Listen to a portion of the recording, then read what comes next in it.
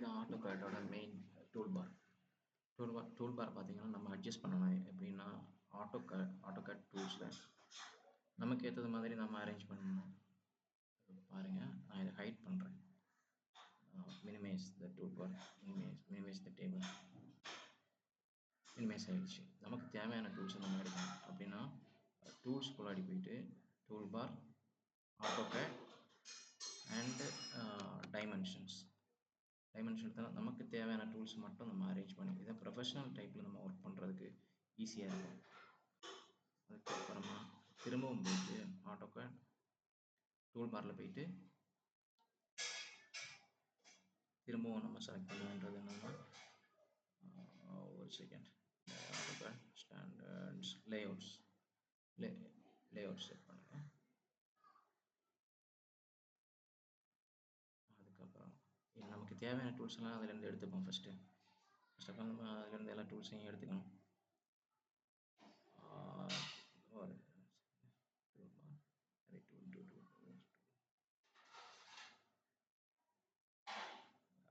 Layers.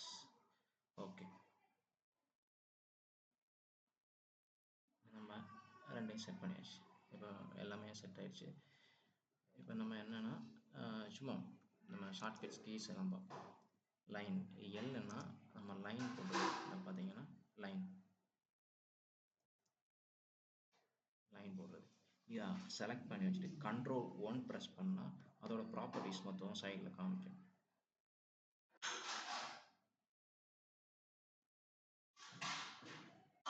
இதை பாருங்க, சைடில் காமிக்குது அதோட ப்ராப்பர்ட்டிஸ். நம்ம இப்போ வரைஞ்ச லைனோட ப்ராப்பர்ட்டிஸ்.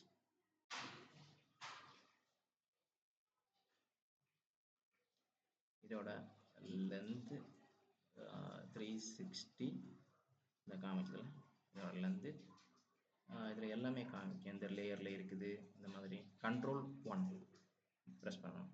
இது நம்ம DLI மெஷர் பண்ணுறதுக்கான டூல். DLI மெஷர் பண்ணுங்க. இப்போ பார்த்தீங்களா, மெஷர் பண்ணும்போது நமக்கு கரெக்டான வேல்யூ வருது. DLI மெஷர் பண்ணுறதுக்கான ஷார்ட்கட்க்கு. ஓகே, அதுக்கப்புறம் நம்ம பார்க்க வேண்டியது என்னன்னா ஆங்கிள் செக் பண்ணுறது எப்படி. DAN ஆங்கிள் செக் பண்ணுறதுக்கு ஃபர்ஸ்ட் ஆஃப் ஆல் இந்த சைடை செலக்ட் பண்ணணும். செகண்ட் ஆஃப் ஆல் நெக்ஸ்ட் சைடை செலக்ட் பண்ணும்போது நமக்கு கிடைக்குது கரெக்டாக 90 டிகிரியில் இப்போ இருக்குது. இப்போ கம்மி பண்ணியாச்சுன்னா ஆட்டோமேட்டிக்காக அது மாறிடும் 49 டிகிரி. இப்படி தான் நம்ம செக் பண்ணுறது.